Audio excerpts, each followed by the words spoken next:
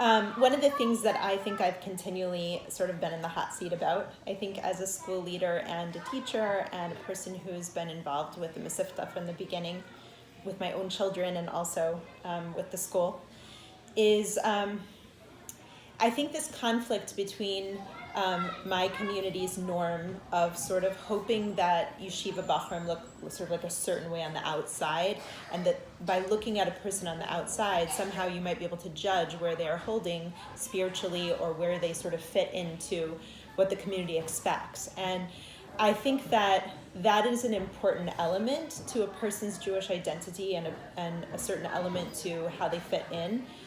Definitely in community norms. I just think that sometimes it can be very short-sighted when being an actual educator to students, because in today's times, teenagers, more than any other generation, have an ability to have almost like an entire virtual life, or sort of a secret identity, or an identity outside of like what they look like on the outside, that almost sometimes can be unknown to the adults around them. And part of the problem this poses, I think, for parents and teachers is if you don't know who the boy really is, you're not really working with the real boy.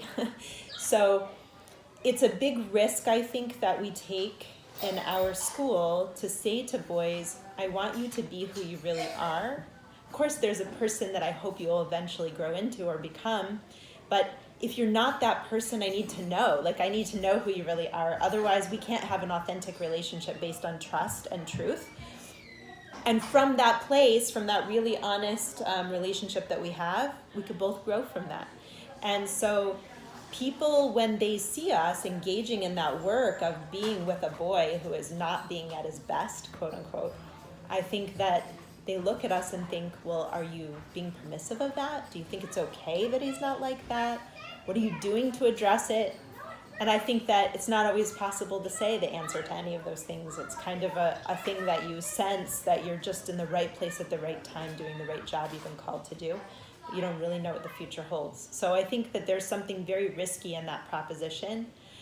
And all I can say is that from experimental data so far, it's been a really, really important game-changing thing for these boys, one that they can reflect upon and actually describe and say that it was something that they think that they'll remember for the rest of their lives, that we're willing to be that adult or that person for them.